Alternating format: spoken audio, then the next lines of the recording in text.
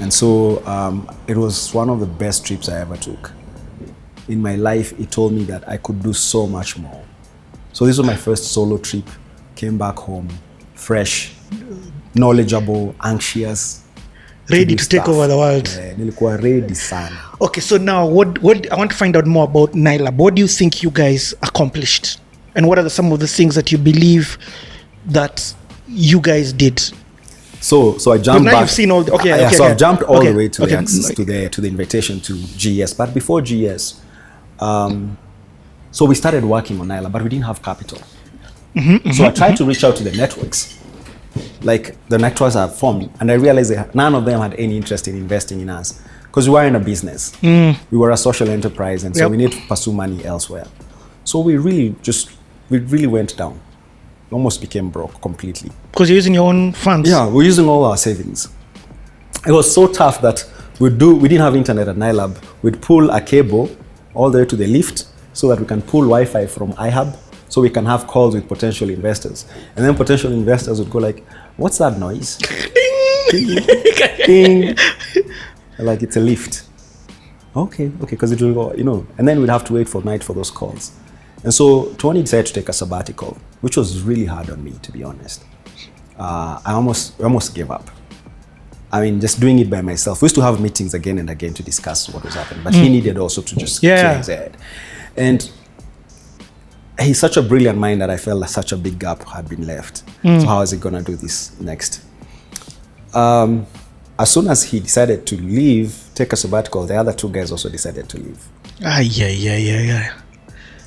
That's a whole different story because we sorted that out and they stayed, and we every year we celebrated. We sat down on a fireplace in Europe and just celebrated that we stayed.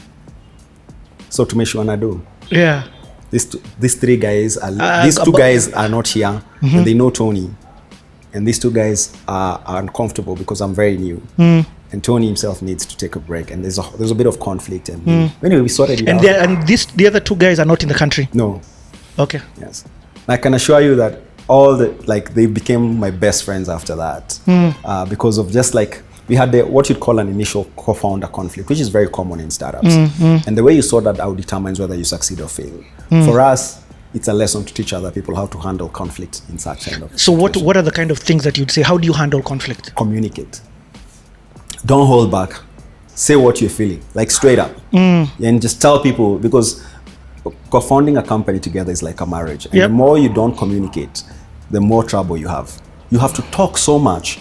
People have to know what you're thinking, even before it becomes a strategy. Like you have to share your vision and where you're going, so that, the more information you both have about each other's thoughts, the easier it is to keep on building. And I've realized that because my next co-founder was also as great, and we still have a great relationship.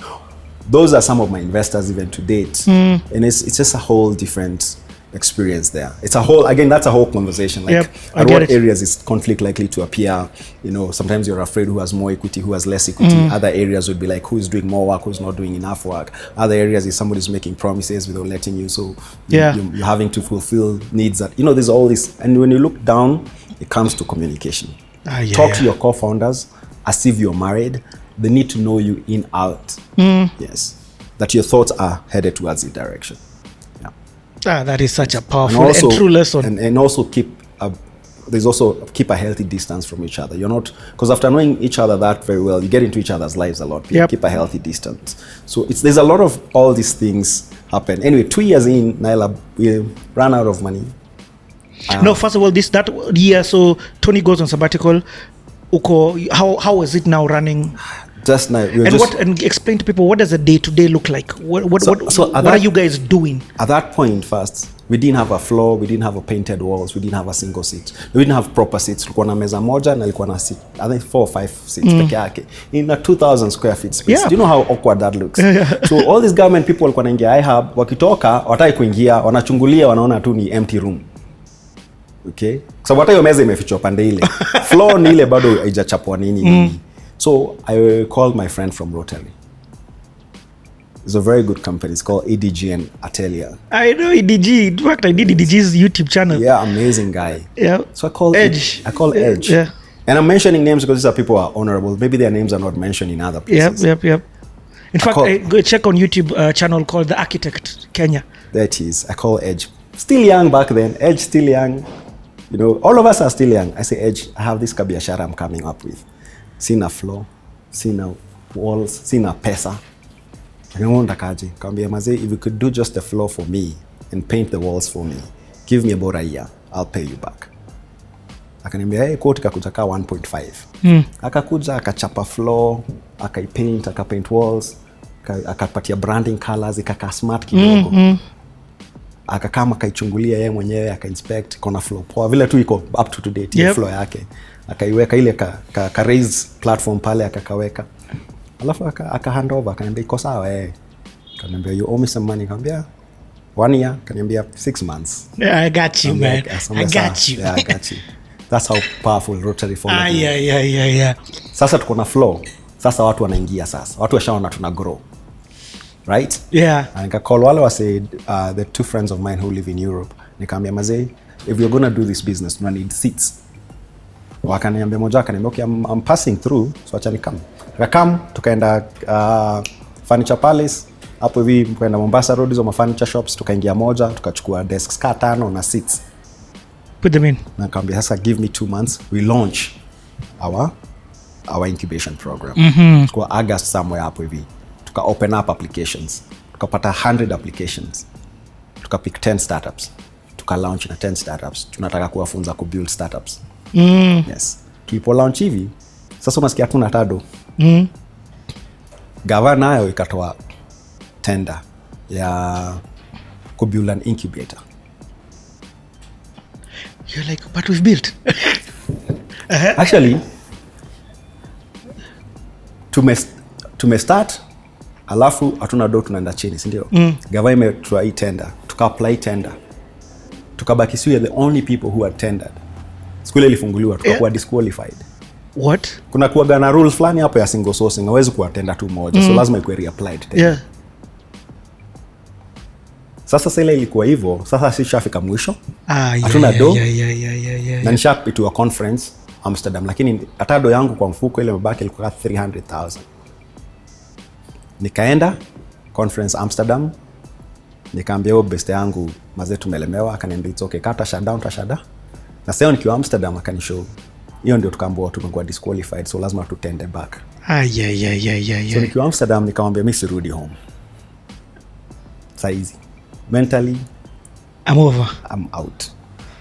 Sasa alikuwa na ile they call them globes or what you call them, like the model. My son told me that it's a model of the arts. Do you know a globe? Yeah. Unaona watoto wananifunzaga vitu kwa hao buda.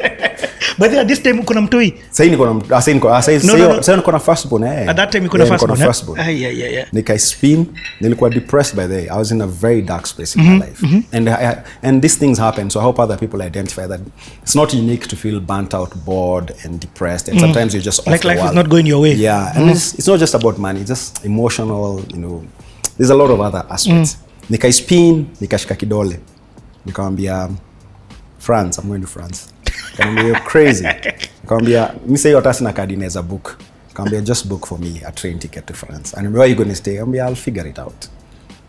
Nikamwambia what are you doing, Sam? Nikamwambia just one thing I'm not doing is I'm not going home right now. Please move, you booked my ticket, please move it to a month. Nikamwambia 1 month. Alikuwa amepanic sababu sasa this was my second trip to Europe. So sijui Europe sana. My second or third trip. Sijui sana, najua tu ile mali huko. Yep. Pack bag zangu nikaenda mahali kwa naishi.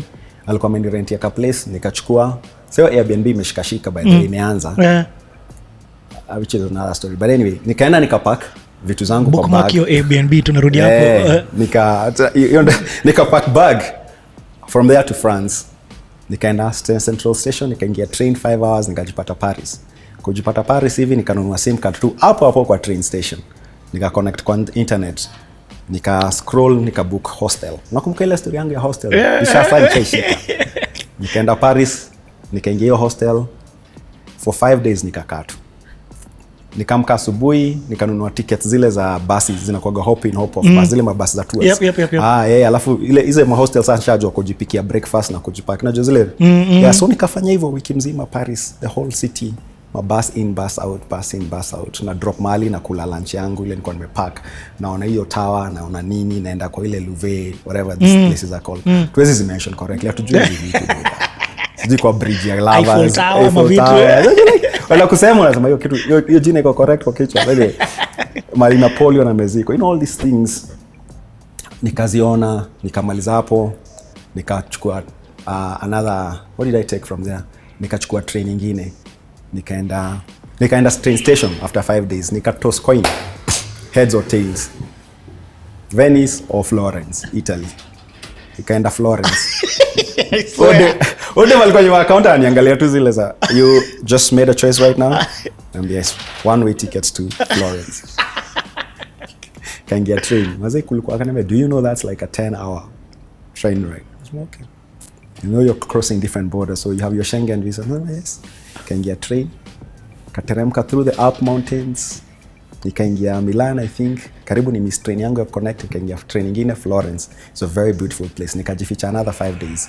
Tembea nikaona hizo statue of David, nikajiona hizo vitu zote. So, now you need to understand something about this trip.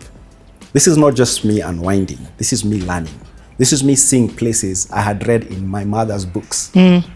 Okay, all these places I'm going to, I'm not guided by the tour guide. I'm guided by stories I read on my mom's book, Sidney Sheldon's. Nikienda kwa ile statue of David, I've seen it in movies. Naenda na kachini vile nimeona one of those haste movies na yangalia vile ko detail. Nikienda wapi, I'm looking at all these things. I didn't even see the Mona Lisa. Nilifika tu kwa hiyo building ya Mona Lisa, sikuenda chini, sikuwa na do enough, karudi. So all this I'm living through, kama ni Amsterdam, Van Gogh Museum. Nilienda hizi places nilikuwa nimesoma kwa vitabu za Madhi. Yes, so I'm learning and my confidence is growing. I remember this time I'm in Florence and then this lady comes out to me and asks me, I'm in a museum, I'm just walking around. These are my pamphlets. And he's like, wow, what are you doing here? Nikamwambia, I'm visiting. He's like, where are you from? I'm from Kenya. And I'm wow, so amazing. You're Kenyan and you came all the way to see this. I was like, yeah. Sasa nimeanza kumwangalia zile za. Akaniambia, do you guys have Christmas? Yes, we do have Christmas. Anyway, I stayed there for quite a number of days. Now my mind is starting to just get to relax. Doing a lot of meditations, I'm reading a lot of books, I'm praying a lot. I'm discovering myself. Then nikatoka hapo, siku moja tu hivi nimerelax, nikaona kuna game ya Barcelona na Real Madrid. Na mimi sio mso wa ball. Sio sana. Nikaona kwa Barcelona, nikaangalia ticket ilikuwa 3K, nikaangalia flight ilikuwa 7K, nikajiuliza next destination Italy. No, not Italy, Spain. Spain, yeah. Barcelona, pop. Hold on, wait. Wacha tu change battery hapa kidogo. Yeah.